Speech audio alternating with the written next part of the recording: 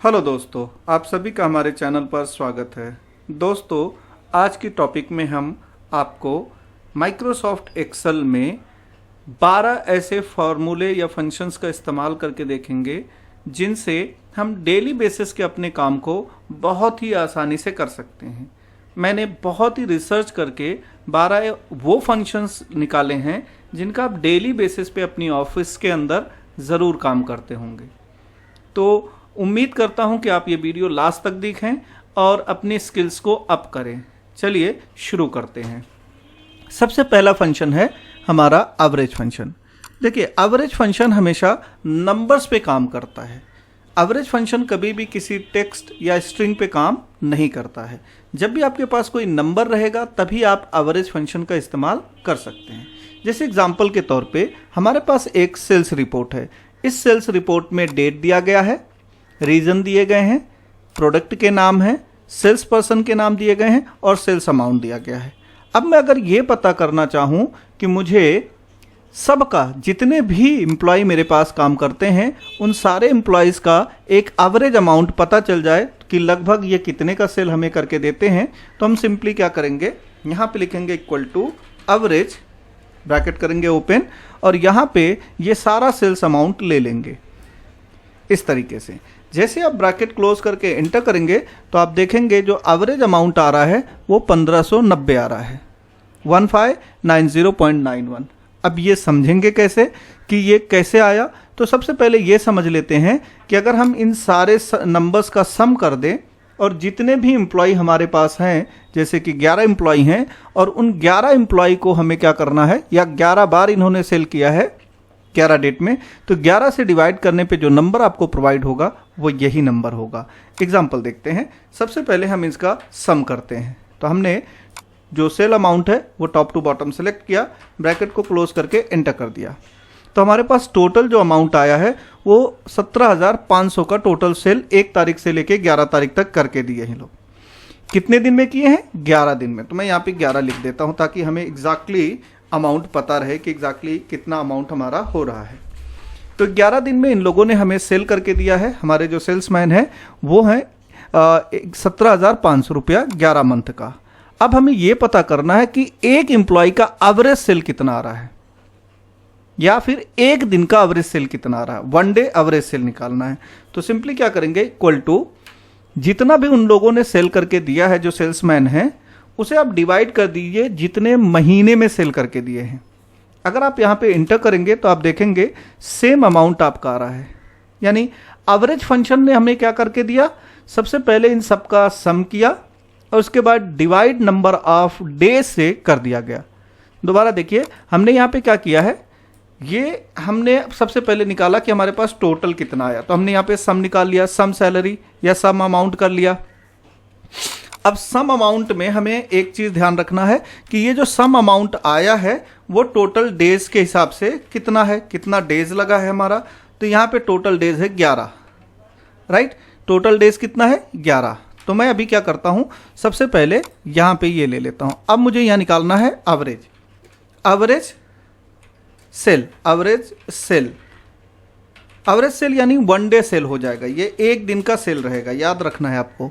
तो सबसे पहले हमें क्या करना है, यहाँ पे सम निकालना, यानी कि टोटल सेल निकालना है। फिर यहाँ पे एक दिन का सेल हमें पता चल जाएगा, ठीक है। तो नंबर ऑफ डेज हमारे पास कितने हैं, हमारे पास नंबर ऑफ डेज अगर हम इस टेबल में देखें तो 11 है।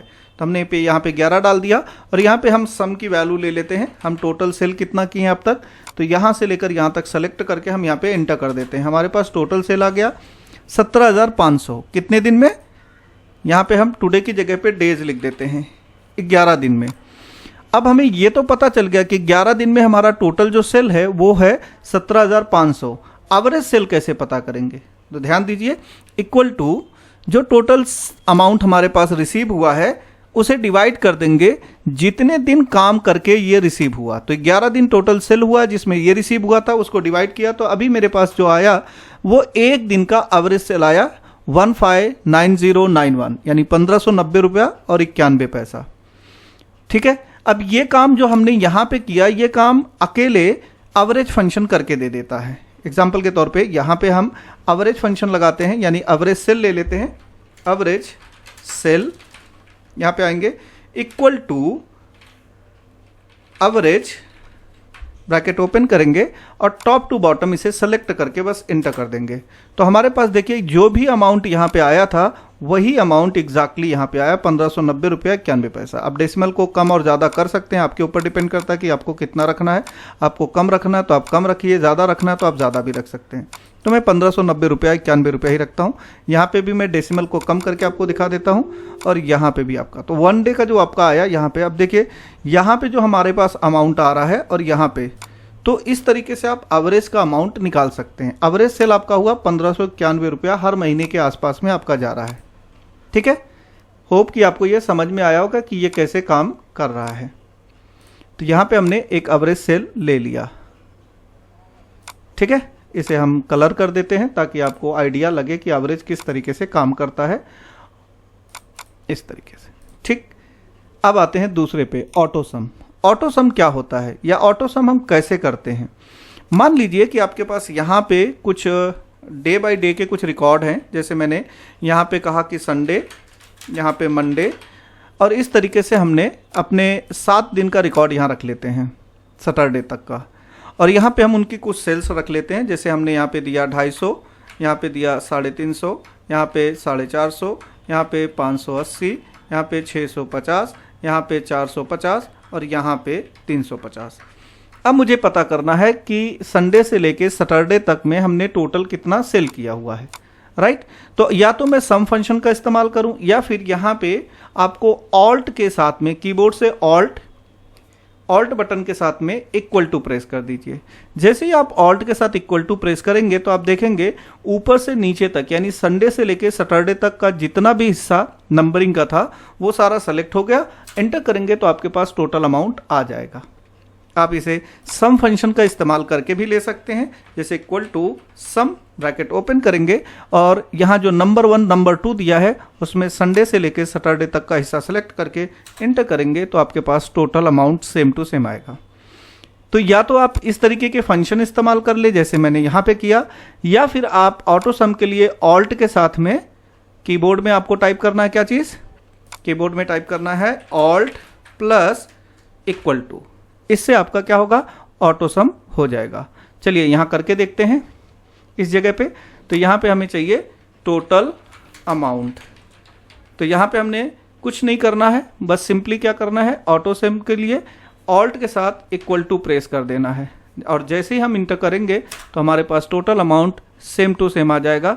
यानी हमारे पास जो अमाउंट आया है वो 17,500 का आया है। अगर आप देखना चाहते हैं तो इसके पीछे जाकर इसका सम यहाँ पे निकाल के देखिए। दोनों को मैं सिंप्लीफाई कर देता हूँ, 1750 रुपया। तो यही अमाउंट यहाँ पे भी आया है। आप चाहें तो इसे फंक्शंस का इस्तेमाल करके भी कर सकते हैं, यानी अगर हम यहाँ पे सम फंक्शन का इस्तेमाल करना चाहें तो हम सम फंक्शन का इस्तेमाल करके भी यहाँ पे दिखा देते हैं। इस जगह पे दिखा देता हूँ, equal to sum, bracket open, और हमें कहाँ से, यहाँ से लेकर यहाँ तक का हिस्सा कैलकुलेट करना है। जैसे आप ब्रैकेट क्लोज करके एंटर करेंगे तो आप देखेंगे सेम अमाउंट आ रहा है। तो या तो आप ऑटो सम का इस्तेमाल करें या फिर सम का इस्तेमाल करें, दोनों केसेस में आपको सेम आउटपुट आएगा। ये रहा हमारा दूसरा फंक्शन ऑटो सम, किस तरीके से अप्लाई करते हैं उसके लिए। अब आते हैं हम तीसरे पे जिसका नाम है सम इफ। सम इफ जब भी आप वर्ड यूज करते हैं तो इसका मतलब ये होता है कि सम तो करना ही करना है, बट किसी न किसी लॉजिक के बेस पे सम करना है, राइट। अगर मैं सिंप्लीफाई करूं इसको थोड़ा सा कि भाई मुझे, मेरे पास जो टेबल है उसमें डेट है, रीजन है, प्रोडक्ट है, सेल्स पर्सन है और सेल्स अमाउंट है। मुझे रीजन के बेस पे टोटल सेल निकालने हैं। तो ईजिली आपके पास एक लॉजिक आ गया कि आपको सम तो निकालना है, लेकिन सिर्फ निकालना है किसका, रीजन का। अब रीजन कुछ भी हो सकता है, आपके नॉर्थ रीजन हो सकते हैं, साउथ हो सकता है, ईस्ट हो सकता है या वेस्ट हो सकता है, बट निकालना उसी का सम है। ऐसा नहीं कि सारा सम आपको निकाल के लेना है। एग्जांपल ले लेते हैं, थोड़ा सा इजी हो जाएगा। तो यहाँ पे हमने ले लिया रीजन और यहाँ पे हम ले लेते हैं सेल्स अमाउंट इस जगह पर, ठीक है। अब हमारे लिए थोड़ा इजी क्या होगा वो समझते हैं। हमें चाहिए क्या, हमें चाहिए कि मान के चलते हैं साउथ रीजन का, साउथ रीजन का हमें क्या चाहिए, टोटल अमाउंट सेल चाहिए। अब यहां पे देखिए साउथ रीजन यहां पे है, साउथ रीजन यहाँ पे है, साउथ रीजन यहाँ पे। तो इस पूरे टेबल के अंदर यानी 1 तारीख से लेकर 11 तारीख के बीच में साउथ रीजन 3 बार सेल किया गया है। तो ईजिली आप क्या करेंगे, सम इफ का इस्तेमाल कर सकते हैं। तो सम इफ कैसे काम करता है चलिए देखते हैं। सबसे पहले लिखेंगे equal to sum if. Definition बहुत सिंपल है, क्या कह रहा है, adds the cell specify by given conditions and criteria. तो आप जो भी क्राइटेरिया वहाँ पे फिलअप करेंगे जो कंडीशंस के हिसाब से, उसके हिसाब से ये आपको सम करके वैल्यू दे देगा। तो यहाँ पे 3 आर्गूमेंट पास करने हैं, एक होता है रेंज, दूसरा होता है क्राइटेरिया और तीसरा होता है सम रेंज। रेंज क्या होता है, रेंज वो जगह होगी जिसके बेस पर आप जाकर चेक करना है, वो पूरी रेंज बताएंगे जहाँ पे जाकर हमें चेक करना है। जैसे अभी हमारी जो टोटल सेल लानी है वो लानी है रीजन के बेस पे, तो ऑब्वियस सी बात है रीजन जहाँ पे भी सारे रीजन्स होंगे वो हमारे लिए रेंज होंगे। जहाँ पे हम सारे रीजन्स का रिकॉर्ड रखेंगे वो हमारा क्या होगा, रेंज होगा। जैसे कि इस केस में ये पूरा हिस्सा हमारा रेंज है, तो हमने यहाँ से लेकर यहाँ तक सेलेक्ट कर लिया, हमारे पास रीजन आ चुका है। अब इस पूरे रीजन के अंदर हमें क्या चेक करना है, दिस इज आवर क्राइटेरिया। हमें चेक करना था कि साउथ रीजन का अमाउंट चाहिए ना, तो क्राइटेरिया क्या था, साउथ को चेक करना था। कहाँ पे, यहाँ पे। तो रीजन क्या हो गया, वो जगह जहाँ पे हमें चेक करना है, और क्राइटेरिया हो गया जहाँ जो चीज़ चेक करनी है। जैसे मुझे इस पूरे रेंज के अंदर साउथ चेक करना है, फिर कॉमा लगा दीजिए। अब आपको क्या चेक करना है, उसका सम निकालना। किसका, जहाँ जहाँ पे साउथ मिले उसके सामने जो सेल्स अमाउंट है उसका सम करना, कुछ इस तरीके से। तो हम क्या करेंगे, सेल्स अमाउंट को टॉप टू बॉटम सेलेक्ट करेंगे, ब्रैकेट को क्लोज करेंगे और कर देंगे एंटर। तो टोटल जो हमारा साउथ का आया वो 4900। अब इसे जरा क्रॉस चेक करते हैं कि क्या सही है या गलत है। तो हमने यहाँ पे लगाया इक्वल टू, साउथ यहाँ पे आ रहा है 1500 का, यहाँ पे हमने सेल किया, प्लस फिर हम साउथ पे आते हैं, यहाँ पे हमारा साउथ है 2100 का सेल किया, प्लस फिर हम साउथ पे आते हैं जहाँ पे 1300 का सेल हुआ है। एंटर करते हैं तो देखिए सेम अमाउंट आपका आ रहा है। ठीक है, क्रॉस चेक में भी सही आ रहा है। अब साउथ की जगह पे आपको कुछ और चाहिए, सपोज दैट आपको नॉर्थ चाहिए, आपने नॉर्थ लिखा और इंटर कर दिया, तो नॉर्थ का 5300 का सेल किया गया है। आप यहाँ से 1200 का सेल किए हैं, फिर नॉर्थ में यहाँ 1800 का सेल किए हैं, फिर यहाँ पे 2300 का सेल किए हैं। तो सम इफ का इस्तेमाल करके आप इस तरीके के कैलकुलेशन बहुत ईजिली निकाल सकते हैं। चलिए ये तो रहा एक एग्जाम्पल, एक एग्जाम्पल और लेते हैं। अगर मैं कहूँ कि मुझे कोई प्रोडक्ट बेस पर कोई चीज़, जैसे मैंने यहाँ पे लिखा प्रोडक्ट और यहाँ पे मुझे चाहिए सेल्स अमाउंट। ठीक है, अब प्रोडक्ट में मैं ले लेता हूँ माउस, मुझे माउस का टोटल सेल चाहिए, माउस का टोटल सेल चाहिए। तो यहाँ पे लिखेंगे equal to sum if, range के अंदर इस बार क्योंकि हम प्रोडक्ट के बेस पे देख रहे हैं तो प्रोडक्ट वाला जो कॉलम होगा वो हमारी रेंज बन जाएगी, और इसके अंदर जो क्राइटेरिया देखना है वो है माउस। तो माउस पे क्लिक करेंगे और अब इनका टोटल निकालना है, तो टोटल हम यहाँ से निकालेंगे और एंटर कर देंगे। तो देखिए माउस जो है 4400 का टोटल हमने सेल किया है। आप चाहें तो यहाँ से देख सकते हैं 1500 का सेल हुआ है, फिर यहाँ पे 1800 का सेल हुआ है, फिर यहाँ पे 1100 का सेल हुआ। तो इसे आप कैलकुलेट कर सकते हैं। देखिए एक बार यहाँ पे आपको माउस ध्यान से देखना, तो ये है हमारा माउस 1100 का, हमने प्लस कर दिया। फिर हमें माउस ढूंढना है, यहाँ पे 1800 का सेल हुआ है, फिर से हमने प्लस कर दिया। फिर हमें माउस ढूंढना है, यहाँ पे 1500 का सेल हुआ है। अब जैसे ही हम इंटर करेंगे, या फिर सेल ही ले लेते हैं, मैनुअल नहीं देते, और जैसे मैं इंटर करूँगा तो आप देखेंगे सेम अमाउंट जो कि यहाँ पे आ रहा है वही अमाउंट यहाँ पे आ रहा है। ठीक है, तो सम इफ या तो आप किसी भी बेस पर, आपके लिए कोई ना कोई क्राइटेरिया होना चाहिए जिसके बेस पर वो आपको टोटल अमाउंट निकाल के देगा। ठीक है, अब आते हैं नेक्स्ट फंक्शन जिसका नाम है काउंट। काउंट फंक्शन एक सीरीज मैंने बना के डाला हुआ है, अगर आप चाहें तो काउंट सीरीज के नाम से मेरे यूट्यूब पे सर्च भी कर सकते हैं। यहाँ पे समझते हैं कि काउंट क्या काम करता है या काउंट के लिए हमें क्या चीज़ की ज़रूरत पड़ेगी। तो सबसे पहले हम काउंट फंक्शंस को समझने की कोशिश करते हैं। हमने काउंट लिखा और काउंट की डेफिनेशन को रीड किया। Count the number of cell in a range that contain number.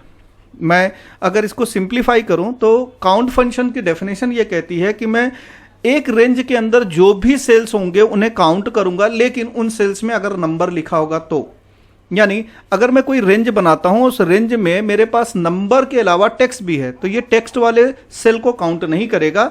Jin sales में सिर्फ नंबर लिखा रहेगा उन्हीं सेल्स को ये काउंट करके देगा। फॉर एग्जाम्पल एक केस यहां से देखते हैं कि हमने सेल्स पर्सन को टॉप टू बॉटम सेलेक्ट किया। ठीक, एंटर करेंगे तो यहाँ पे 0 आ गया। क्यों? क्योंकि इसमें कहीं पे भी हमने नंबर्स का इस्तेमाल नहीं किया था और काउंट फंक्शन सिर्फ नंबर वाले सेल को काउंट करता है। एक दूसरा एग्जांपल लेते हैं। अगर हम यहाँ पे काउंट फंक्शन को दोबारा लगाते हैं और जो सेल अमाउंट है उसे टॉप टू बॉटम सेलेक्ट करते हैं तो इस बार हमारा आउटपुट 11 आएगा। क्यों? क्योंकि 11 सेल ऐसे हैं जिनमें नंबर्स लिखे हुए हैं। तो काउंट फंक्शन सिंपली कब यूज किया जाता है और कब यूज करना है? अगर आपके पास एक नंबर ऑफ सीरीज में नंबर्स डाले हुए हैं और आपको गिनना है कि कौन कौन से सेल में नंबर्स लिखे हुए हैं, कहाँ पे नहीं लिखे हुए हैं, तो वहां से आप पता कर सकते हैं कि इस पूरी सीरीज के अंदर जिन जिन सेल्स में नंबर लिखा सिर्फ उन्हीं को काउंट करके आपको ये दे दे। अगला फंक्शन हमारा है काउंट ए। काउंट और काउंट ए में थोड़ा सा फर्क है। अगर आप काउंट ए की डेफिनेशन देखेंगे तो काउंट ए की डेफिनेशन कहता है count the number of cell in a range that contain number. अब यहां पे देखिए, अगर हम काउंट ए की बात करें तो क्या कह रहा है? Count the number of cells in a range that are not empty. पहले वाले केस में क्या कह रहा था? Count the number of cell in a range that contain number, यानी मैं उन सारे नंबर्स को काउंट कर दूंगा या फिर उन सारे सेल्स को काउंट कर दूंगा जिनमें नंबर लिखा है। लेकिन काउंट ये क्या कहता है कि मैं उन सारे सेल्स को काउंट करूंगा एक्सेप्ट एम्प्टी। अब जो भी सेल में नंबर लिखा हो या टेक्स्ट लिखा हो उससे कोई फर्क नहीं पड़ता। फर्क कहां पड़ेगा? जो सेल खाली होगा उस सेल को ये काउंट नहीं कर सकता। एग्जाम्पल के तौर पे अगर मैं ये नाम वाला सेल भी टॉप टू बॉटम सेलेक्ट करता हूं तब भी ये काउंट कर सकता है। इसी तरीके से अगर मैं नंबर वाला सेल भी काउंट करना चाहता हूं तब भी ये कर सकता है। देखिए, इसमें सब टेक्स्ट था, उसके बाद भी इसने काउंट किया, इसमें सारे नंबर थे, उसके बाद भी ये काउंट किया। लेकिन अगर मैं दोबारा जाऊं यहां पे इस वाले केस में, और कुछ केसेस में मैंने अपने प्रोडक्ट को मिटा दिया कुछ इस तरीके से। अब मैं अगर यहां पे काउंट करना चाहूं तो मैं यहां पे काउंट ए का इस्तेमाल करके इन प्रोडक्ट को जब टॉप टू बॉटम सेलेक्ट करूंगा तो इसमें से मुझे काउंट करके देगा कि 11 ऐसे सेल हैं जिसमें लिखे हुए हैं। तो इसने क्या नहीं काउंट किया? जिस सेल में कुछ भी नहीं लिखा हुआ था, जो ब्लैंक सेल थे हमारे, उन ब्लैंक सेल को वो काउंट नहीं किया। तो काउंट ए का इस्तेमाल होता है कि जब भी आप कोई रेंज में सिलेक्शन करेंगे तो उस पूरे सिलेक्शन में जहां जहां पे भी खाली रहेगा, ब्लैंक रहेगा, उन सेल को छोड़कर बाकी सेल को वो काउंट कर लेता है। अगला फॉर्मूला हमारा आता है काउंट इफ। यहां पे भी हम नंबर्स यानी कि सेल्स को काउंट ही करेंगे, लेकिन उसके लिए हम क्या करेंगे? कोई ना कोई एक क्राइटेरिया या कंडीशन देने वाले हैं। काउंट इफ में हमेशा कंडीशन और क्राइटेरिया के बेस पर ही आप सेल्स को काउंट कर सकते हैं। फॉर एग्जांपल, अगर हम यहां पे ले लेते हैं रीजन और हमें यहां पे पता करना है कि वो इस रीजन को कितनी बार आया है ना? ये रीजन हमारे पास कितनी बार आया, तो यहां पे हमने ले लिया टोटल। अब आइए, रीजन में हमने ले लिया नॉर्थ रीजन। हमें पता करना है कि हमारे पास नॉर्थ रीजन में हमने कितनी बार कोई भी चीज सेल की है। तो सिंपली क्या करेंगे? लिखेंगे इक्वल टू और फिर लिखेंगे काउंट इफ। अब इस काउंट इफ में सबसे पहला हिस्सा है रेंज। देखिए, हम रीजन के बेस पे देख रहे हैं तो रीजन वाला जो कॉलम होगा वो हमारे लिए होगा रेंज, और क्राइटेरिया की बात करें तो क्राइटेरिया बनेगा नॉर्थ। अब सिंप्लीफाई करते हैं थोड़ा सा फंक्शंस को कि ये कैसे काम कर रहा है। सबसे पहले यहाँ पे आया, एक बार उसे नॉर्थ मिला, फिर नीचे गया, यहाँ पे नहीं है, यहाँ पे नहीं है, यहाँ पे मिला, तो काउंट हो गया 2। फिर नीचे की तरफ गया, जहाँ पे उसको नॉर्थ मिला फिर मिला 3, यानी यहाँ पे हमने नॉर्थ रीजन को 3 बार सेल करके दिया है। हमारी जो सेल्स रिपोर्ट है उसमें क्या हो रहा है कि नॉर्थ रीजन को हमने 3 बार सेल करके दिया है। इसी तरीके से अगर मैं नॉर्थ की जगह पे साउथ लेना चाहता हूं तो साउथ का भी कैलकुलेशन हमारे पास आ जाएगा। हमने साउथ को भी 3 ही बार सेल करके दिया है, राइट। अगर हम यहां पे ईस्ट को देखना चाहते हैं तो ईस्ट का भी हमारे पास आ जाएगा। ईस्ट को भी 3 बार दिए, देखिए 1 ईस्ट 2 और यहाँ पे एक है ईस्ट 3। अब हमारे पास जो बच रहा वो है वेस्ट। शायद वेस्ट को हमने थोड़ा कम किया होगा, वेस्ट को हमने 2 बार ही खाली सेल करके दिया है, राइट। एक तरीका तो ये हो गया आपका। एक दूसरा तरीका क्या हो सकता है, चलिए उसको भी समझते हैं। दूसरा तरीका, अगर मैं प्रोडक्ट के बेस पर देखना चाहता हूं, मैं देखना चाहता हूं कि मैंने कीबोर्ड कितना बेचा है अब तक, तो यहां पे आएंगे, लिखेंगे प्रोडक्ट, एक हेडिंग बना लेते हैं और यहां पे ले लेते हैं टोटल सेल्स। ठीक है, अमाउंट नहीं ले रहे, हाँ टोटल खाली ले रहे हैं। चलिए इसको सेलेक्ट करके यहां पे रख लेते हैं। अब हम यहां पे कोई भी प्रोडक्ट डाल देते हैं, जैसे हमें देखना है माउस को, तो हमने यहां पे लिखा इक्वल टू काउंट इफ।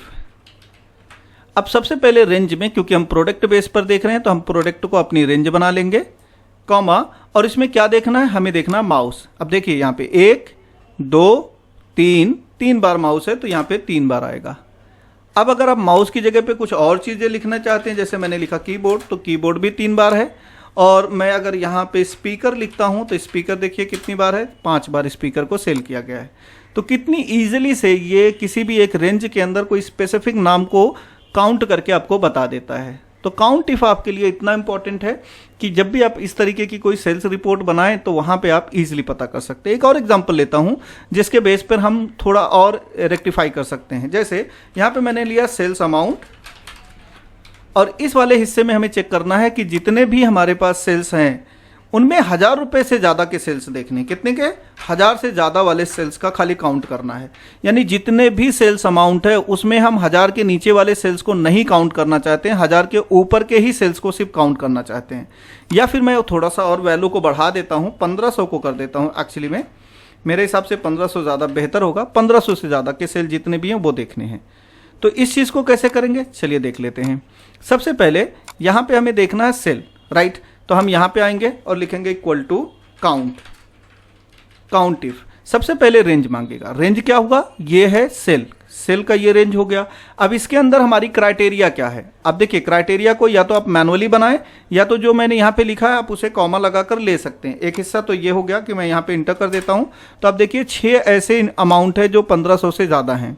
एक 1500 ज़्यादा, 1500 यहाँ पे देखिए ग्रेटर देन इक्वल टू मैंने नहीं लगाया है ना, तो ग्रेटर देन खाली 1 2 3 4 और ये 5 ऐसे अमाउंट थे जो 1500 से ज़्यादा थे। एक और कहीं पे है शायद 1200 1500 900 1800, 2 हो गया, 3 हो गया, 4 हो गया, उसके बाद 5 6 हैं। हाँ 6 हमारा अमाउंट सही आ रहा है, राइट। मैं चाहूँ तो इसी फंक्शंस को कुछ इस तरीके से भी रिप्रेजेंट कर सकता हूँ। कैसे, equal to count if, range के अंदर हमने सेल्स अमाउंट को सेलेक्ट किया, कॉमा, डबल इन्वर्टेड कॉमा के अंदर हमने ग्रेटर देन और फिर 1500 मैनुअली भी टाइप कर सकते हैं इस तरीके से। तो अब इस पूरे रेंज के अंदर जाएगा और 1500 से ज़्यादा का सेल जितना भी है उतना आपको लाके दे देगा। तो काउंट इफ में आप कंडीशंस और क्राइटेरिया के बेस पे नंबर ऑफ सेल्स को काउंट कर सकते हैं। जैसे पहले वाले केस में हमने क्या क्राइटेरिया लगाया कि भाई हमें सिर्फ बेस्ट रीजन को देखना है कि कितनी बार हमने सेल किया। दूसरे में हमने कंडीशन लगाया कि हमें सिर्फ स्पीकर हमने कितनी बार सेल किया वो देखना है। और तीसरी बार हमने लगाया कि हमारे पास जो टोटल अमाउंट आया है, सेल अमाउंट है, उसमें 1500 से ज़्यादा कितने सेल्स अमाउंट है वो काउंट किया। होप कि आपको ये वीडियो ठीक लगी हो। अब आते हैं नेक्स्ट वाले पे। अगला हिस्सा है इंडेक्स मैच का। इंडेक्स मैच में आप क्या करेंगे उसको समझते हैं। इंडेक्स और मैच दो फंक्शन जब एक साथ में जुड़ते हैं तो हमें रो एंड कॉलम के बेस पर डेटा देते हैं। फॉर एग्जाम्पल अगर हम इस केस में यहाँ पे डेट की एक लिस्ट बना लें, डेट मैं यहाँ पे आपको लगा के दिखाता हूँ, डेट, और यहाँ पे हम फील्ड नाम से एक डेटा बना लेते हैं। फील्ड, जो भी फील्ड हमारे पास है वो रीजन, प्रोडक्ट, सेल्स पर्सन और सेल्स अमाउंट। डेट में हम कोई भी डेट डालेंगे, फील्ड में कोई भी फील्ड डालेंगे तो यहाँ पे उसका अमाउंट हमारे सामने आ जाएगा। कैसे होगा वो सारी चीज़ें हम यहाँ पे देखने वाले हैं। तो मैं इसे थोड़ा सा जूम कर लेता हूँ, थोड़ा सा आपको आसानी से दिखाई देने। चलिए इसको देखते हैं कैसे। अब मान के चलते हैं कि इसमें से हम डेट वाला जो हिस्सा है उसके लिए एक ड्रॉप डाउन लिस्ट बना लेते हैं। कैसे ड्रॉप डाउन लिस्ट बनाएंगे इसको भी देख सकते हैं, या फिर सिंपली मैं यहाँ पे डेट डाल देता हूँ, यहाँ से ले लेता हूँ, कॉपी कर लेता हूँ, थोड़ा सा इसे बड़ा कर लीजिए। कोई भी फील्ड, जैसे कि हमें सेल्स अमाउंट पता करना है अभी फिलहाल के लिए कि इस डेट पे हमारा सेल्स अमाउंट कितना है, तो कितनी इजीली से होगा वो देखिए। इक्वल टू इंडेक्स, सबसे पहले एरे के अंदर हम पूरा टेबल सेलेक्ट कर लेते हैं, कॉमा। अभी हमसे पूछा जा रहा है रो, तो रो के लिए लगाएंगे मैच फंक्शन। मैच फंक्शन में लुकअप में लेंगे ये वाला डेट, और लुकअप एरे के अंदर हम यहाँ से लेकर यहाँ तक सेलेक्ट कर लेंगे। यानी देखना इसको था और देखना कहाँ, यहाँ पे था, और जैसे ही मैच हो जाए तो एग्जैक्ट वैल्यू हमें दे दे, कॉमा लगा दिया। अभी सेकंड हमसे पूछा जा रहा कॉलम, यानी ये कौन से कॉलम से चाहिए, तो उसके लिए भी हमने एक मैच फंक्शन लिया। इस मैच फंक्शन के अंदर हमने लिया सेल्स अमाउंट और फिर इसे यहाँ से लेकर यहाँ तक सेलेक्ट कर लिया, कॉमा, 0 लगाकर ब्रैकेट क्लोज करेंगे, एक बार और ब्रैकेट क्लोज करेंगे और कर देंगे एंटर। तो देखिए 3 तारीख को जो हमारा सेल्स अमाउंट आया, देखिए यहाँ पे 3 तारीख 3/1/2024 को जो हमारा सेल्स आया है वो है 1500, बट यहाँ पे तो 900 है, देखिए यहाँ पे 1500 आ रहा है, तो थोड़ा सा इसको अच्छे से समझते हैं कि क्या गड़बड़ है। इक्वल टू इंडेक्स, एरे के अंदर हम पूरा ये डेटा लेते हैं, कॉमा मैच रो के लिए एक मैच फंक्शन ओपन करेंगे और ये हमारी वैल्यू है और इसे सेलेक्ट करेंगे इसके अंदर, कॉमा एग्जैक्ट मैच होने पे हमें रो नंबर दे दे, कॉमा लगाया। फिर मैच फंक्शन यूज़ कर रहे हैं दूसरा जो कि कॉलम के लिए रहेगा, कॉलम में हम सेलेक्ट कर रहे हैं ये वाला हिस्सा, कॉमा लगाया। और उसके बाद लुकअप वैल्यू में आ जाते हैं ये, जहाँ पे हमें सेल्स अमाउंट का कॉलम निकालना है। जैसे ही मैच हो जाए तो उसका नंबर हमें यहाँ से मिल जाए, 2 बार ब्रैकेट क्लोज करेंगे। देखिए सबसे पहले हमने क्या किया वो समझते हैं। ये जो मैच फंक्शन हमारा है, ये मैच फंक्शन हमें रो नंबर देगा, यानी 3/1/2024 का रो नंबर यहाँ से निकाल के देगा। और दूसरा वाला जो मैच फंक्शन है वो हमें कॉलम नंबर प्रोवाइड करेगा। अब जैसे हम इंटर करते हैं तो आप देखिए 900 आ गया। आप चेक कर लीजिए यहाँ से 900 ही आ रहा होगा। आप चाहें तो सेल्स अमाउंट की जगह पे आप प्रोडक्ट पता करना चाहते हैं तो प्रोडक्ट पता कर लीजिए। आपका जो 3 तारीख का प्रोडक्ट में आप देखेंगे तो आपका आ रहा है स्पीकर। आप चाहते हैं कि कौन से रीजन में आपने बेचा तो रीजन भी आप पता कर सकते हैं। आपको जस्ट टाइप करना है रीजन और एंटर कर देना है, तो ईस्ट रीजन को आपने सेल किया था। तो इस तरीके से आप इजीली इंडेक्स मैच का इस्तेमाल करके आप कोई भी वैल्यू फाइंड आउट कर सकते हैं, जो कि वीलुकअप के पास ये फैसिलिटी नहीं है। नेक्स्ट हिस्सा हमारा आता है कॉनकैटेनेट। कॉनकैटेनेट होता क्या है? कॉनकैटेनेट में हम 2 टेक्स्ट को या नंबर्स को जोड़ सकते हैं, ठीक है। एग्जाम्पल के तौर पे अगर मैं यहाँ पे 2 चीज़ें, जैसे मैंने यहाँ पे लिया फर्स्ट नेम,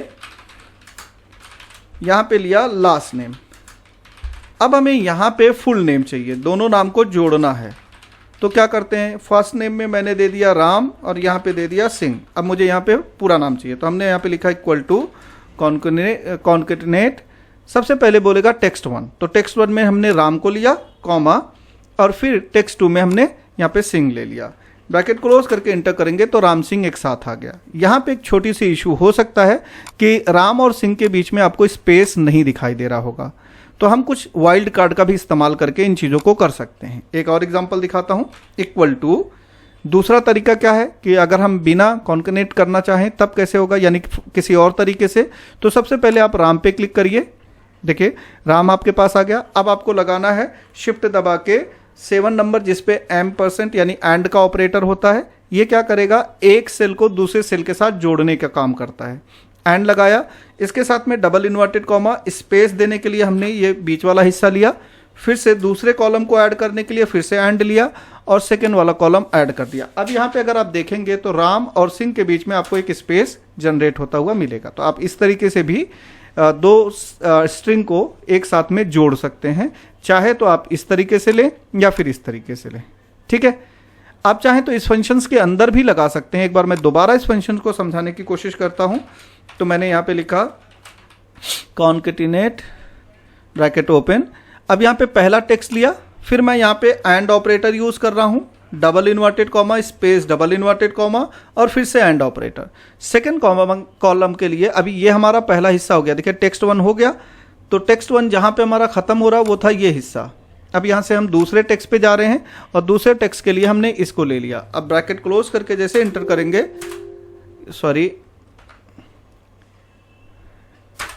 तो हमारे पास सेम आउटपुट आ जाएगा। तो ये रहा हमारा 2 स्ट्रिंग को जोड़ने के तरीके। एक तो हमने फंक्शंस का इस्तेमाल किया, दूसरा हमने वाइल्ड कार्ड का इस्तेमाल करके भी देखा। तीसरा हमारा है, नेक्स्ट हमारा है इफ फंक्शन। इफ फंक्शंस के साथ में आप लॉजिकल टेस्ट कर सकते हो कि अगर इससे बड़ा हुआ तो ये दिखाए, अगर ये इसके बराबर है तो ये दिखाए, अगर ये इससे छोटा है तो ये दिखाए, अगर ये इसके बराबर है तो ये दिखाए। इस तरीके की लॉजिक जब भी आपको बिल्ड करनी हो तो आप इफ फंक्शन का इस्तेमाल कर सकते हैं। जैसे यहाँ पे देखिए, यहाँ पे हमने कहा कि रीजन ले लेते हैं और यहाँ पे लेते हैं सेल्स अमाउंट और यहाँ पे देते हैं एक रिजल्ट क्रिएट करते हैं, ठीक है। पहली कंडीशन ये है कि रीजन में हम ले लेते हैं नॉर्थ और सेल्स अमाउंट में ले लेते हैं 1000, ठीक है, या फिर 1000 से ज़्यादा ले लेता हूँ, 1000 से ज़्यादा। मुझे क्या करना है, अगर नॉर्थ रीजन में सेल जो अमाउंट है 1000 से ज़्यादा है तो हमारा रिजल्ट बनना चाहिए गुड, वरना बनना चाहिए बैड। तो हमने क्या किया, इफ।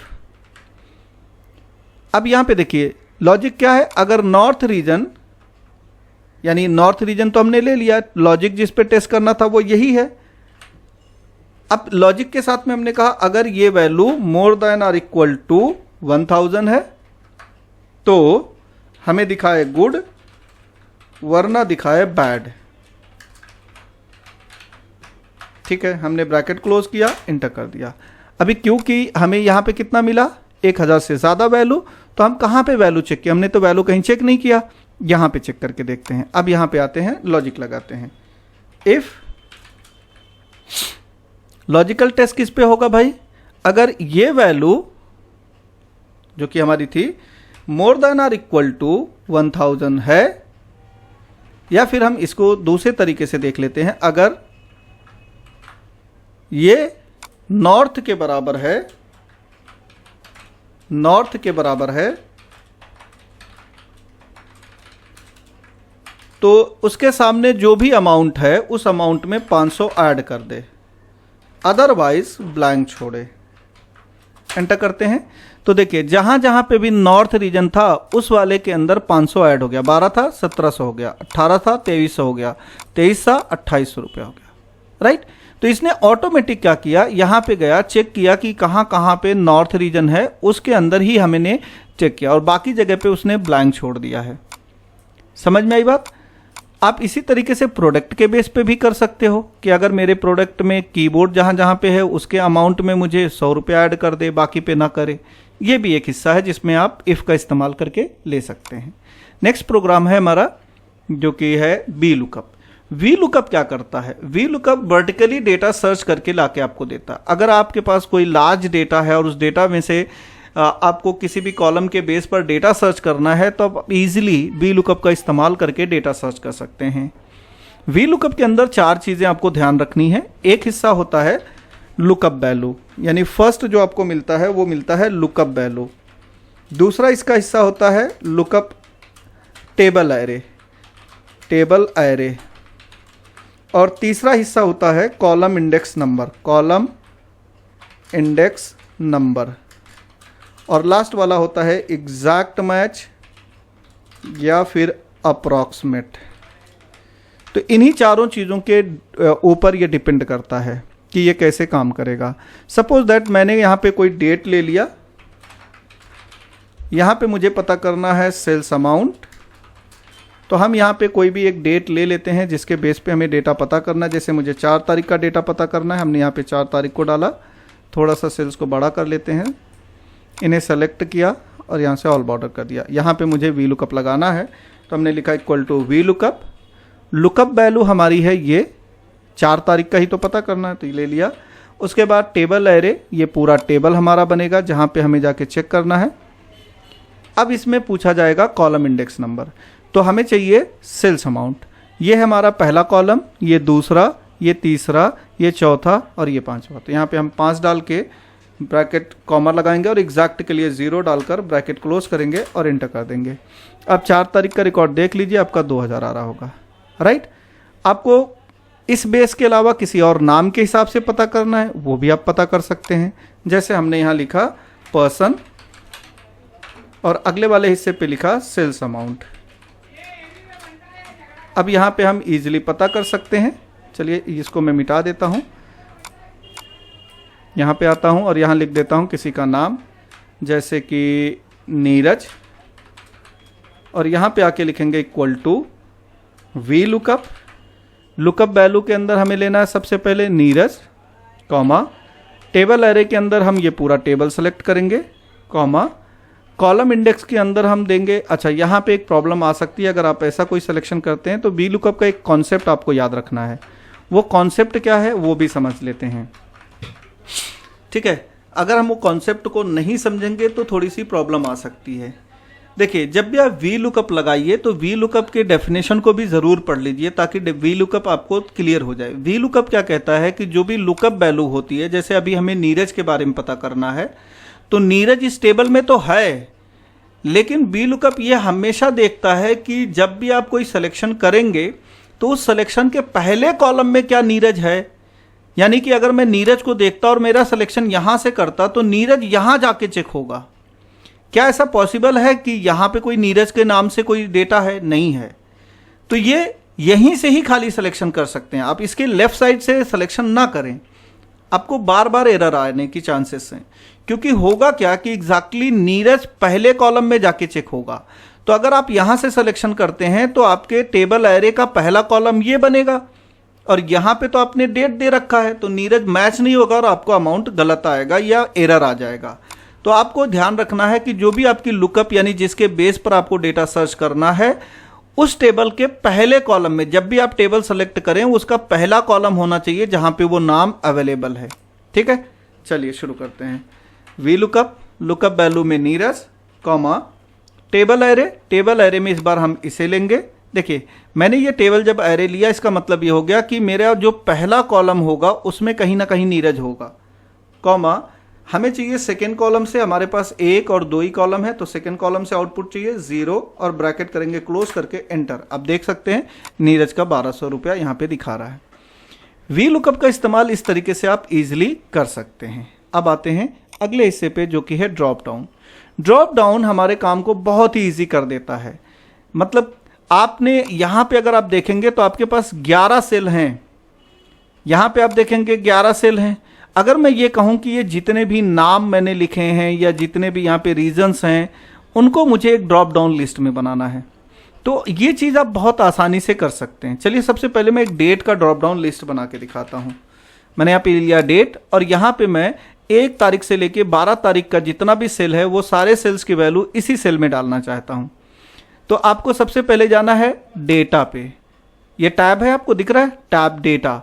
उसके बाद आप आएंगे डेटा वैलिडेशन, डेटा टूल्स के अंदर मिलेगा डेटा वैलिडेशन। पहले ही हिस्से पे क्लिक करिए डेटा वैलिडेशन पे।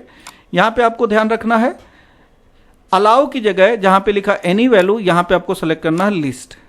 लिस्ट सेलेक्ट करने के बाद आप नीचे आएंगे सोर्स वाले पे और ये अपना डेटा पूरा सेलेक्ट कर लेंगे इस तरीके से। ओके करेंगे तो आप देखेंगे कि आपका यहाँ पे डेटा आ चुका है। अब इस डेटा में ये जो हमारा डेटा है, यहाँ से हम इसे डेट के फॉर्मेट में डाल देते हैं, शॉर्ट डेट ले लेते हैं या लॉन्ग डेट। और अब हमें चाहिए यहाँ पे सेल्स अमाउंट, सेल्स अमाउंट तो हम पूरा लिख लेते हैं सेल्स अमाउंट। तो मैं यहाँ पे फिर से ड्रॉप डाउन तो बना दिया। अब मुझे अगर किसी भी डेट का यहाँ पे अमाउंट निकालना है तो मैं वी लुकअप का भी इस्तेमाल करके ले सकता हूँ। तो मैंने कहा वी लुकअप, लुकअप वैल्यू ये होगी, टेबल एरे में हमारा ये पूरा टेबल बनेगा, कॉमा कॉलम इंडेक्स के लिए 1 2 3 4 5 कॉलम है और एग्जैक्ट के लिए 0 ब्रैकेट क्लोज और कर देंगे एंटर। तो 6 तारीख को आप देखिए, 6 तारीख को आपका जो रिकॉर्ड है वो 2100 का सेल हुआ है। अब यहाँ से आप कोई भी डेट चेंज करेंगे उसी डेट के हिसाब से आपका आउटपुट यहाँ पे बदलता रहेगा। इस तरीके से कोई भी डेट आप यहाँ से चूज करिए, जो भी डेट आपको चाहिए वो डेट यहाँ से चूज करिए। ओके करेंगे तो आपको वो डेट का डेटा मिल जाएगा जैसा कि यहाँ पे आप देख रहे हैं। एक और हिस्सा मैं यहाँ पे यूज करना चाहूँगा बोनस के रूप में कि अगर जो भी डेट हम यहाँ पे ले रहे हैं अगर वो डेट यहाँ पे मैच होता है तो जो भी आपका रिकॉर्ड है वो रिकॉर्ड भी हाईलाइट हो जाए। तो कैसे करेंगे चलिए देखते हैं। सबसे पहले ये पूरा हिस्सा सेलेक्ट करेंगे, कंडीशनल फॉर्मेटिंग में जाएंगे, न्यू रूल्स पे आ जाते हैं। इस न्यू रूल्स के अंदर हमें क्या करना है वो भी ध्यान देंगे। यहाँ पे use formula to determine which cell to format पे क्लिक करेंगे। यहाँ पे क्लिक करके सबसे पहले डेट पे क्लिक करेंगे, इक्वल टू कर देंगे, उसके बाद इस वाले डेट पे क्लिक करेंगे। यहाँ पे क्योंकि हमें डेट नीचे की तरफ मूव करना है तो यहाँ पे हम रो नंबर को जो कि डॉलर के साथ में एब्सोल्यूट किया गया उसे हटा देंगे और यहाँ से फॉर्मेट पे जाकर हमें कोई एक फॉर्मेट चूज कर लेना है। इस बार हम फॉर्मेट में हल्का सा ब्लैक कलर ले रहे हैं और ओके करके ओके कर देंगे। तो देखिए 2 तारीख का रिकॉर्ड अभी हाईलाइट कर रहा है। अगर हम यहाँ पे 6 तारीख पे जाएंगे तो 6 तारीख का रिकॉर्ड यहाँ पे हमारे पास टोटल अमाउंट आ गया। हम 11 तारीख का रिकॉर्ड देखना चाहते हैं तो 11 तारीख का रिकॉर्ड हाईलाइट कर रहा है और उसका अमाउंट आ गया। इसी तरीके से अगर हम 8 तारीख का रिकॉर्ड देखना चाहते हैं तो 8 तारीख का रिकॉर्ड हमारे पास आ चुका है। अगले हिस्से पे हम आते हैं और उसमें देखेंगे सम इफ्स फार्मूले का। जब भी आप कभी भी सम वर्ड देखो तो आप समझ जाओ कि इसमें कहीं ना कहीं हमें सेल्स के अंदर जो भी नंबर्स होंगे उन्हें जोड़ कर लाना है, लेकिन डिपेंड करता है कि उसमें एक कंडीशन है या एक से ज़्यादा कंडीशन है। तो जहाँ पे भी आपको इफ्स लगा रहेगा वहाँ पे आप मान के चलिए कि आपके पास एक से ज़्यादा कंडीशंस एंड क्राइटेरिया हो सकती है। तो एक से ज़्यादा कंडीशंस एंड क्राइटेरिया के बेस पर ही आप डेटा पता करते हो। तो हमने यहाँ पे लिया, सबसे पहले देखते हैं रीजन, यहाँ पे ले लेते हैं प्रोडक्ट और यहाँ पे ले लेते हैं सेल्स अमाउंट। अब रीजन में हमने यहाँ पे लिखा नॉर्थ, प्रोडक्ट में हमने लिखा कीबोर्ड और यहाँ पे हमें चाहिए सेल्स अमाउंट। ठीक, तो यहाँ पे देखिए हमारे पास एक से ज़्यादा कंडीशंस एंड क्राइटेरिया है क्योंकि हम सम इफ्स का इस्तेमाल कर रहे हैं। तो यहाँ पे लिखिए इक्वल टू सम इफ्स। सबसे पहले पूछा जाएगा सम रेंज, तो सम रेंज में हम इसे सेलेक्ट कर लेते हैं, कॉमा। अब अगला हिस्सा पूछा जाएगा क्राइटेरिया रेंज 1। तो देखिए एक तो नॉर्थ रीजन हमारा है, रीजन क्राइटेरिया रेंज है, एक प्रोडक्ट क्राइटेरिया रेंज है। तो हम रीजन को एक रेंज में ले लेते हैं और इसमें चेक करना है नॉर्थ को, फिर प्रोडक्ट का एक क्राइटेरिया रेंज बनाते हैं और उसमें हमें जो देखना है क्राइटेरिया वो है कीबोर्ड का। ब्रैकेट क्लोज करके जैसे आप इंटर करेंगे तो आप देखेंगे आपका 1200 अमाउंट आ रहा है। अब नॉर्थ रीजन में कीबोर्ड एक ही बार सेल हुआ है, आप चेक कर लीजिए। नॉर्थ रीजन में यहाँ माउस है, नॉर्थ रीजन में यहाँ पे स्पीकर है। अगर मैं नॉर्थ की जगह पे कोई और रीजन डालता हूँ, जैसे कि मैंने कहा मुझे साउथ का पता करना है, सो साउथ वाले ने कोई भी कीबोर्ड बेचा ही नहीं, इसने माउथ बेचा है, इसने स्पीकर बेचा हुआ है और यहाँ पे भी स्पीकर बेचा है। अब नॉर्थ और साउथ हो गया, ईस्ट का चेक कर लेते हैं और इंटर करते हैं तो ईस्ट ने भी ये चीज़ सेल नहीं की है। कीबोर्ड की जगह पे हम माउस ले लेते हैं और फिर चेक करते हैं तो 1100 का सेल हुआ है, ईस्ट ने माउथ सेल किया हुआ, तो ईस्ट माउस का 1100 है। तो इस तरीके से आप हमारी इन 12 फंक्शंस का इस्तेमाल करके आप अपने डेली बेसिस के काम को इंक्रीज कर सकते हैं, अपनी प्रोडक्टिविटी बढ़ा सकते हैं। होप कि आपको ये वीडियो अच्छी लगी हो। अगर हमारी वीडियो आपको अच्छी लगी तो वीडियो को लाइक करें, अपने दोस्तों में शेयर करें, हमारे चैनल को सब्सक्राइब करें और अपनी प्रोडक्टिविटी बढ़ाते रहें। मिलते हैं नेक्स्ट वीडियो में, अपना ख्याल रखें, शब बखैर।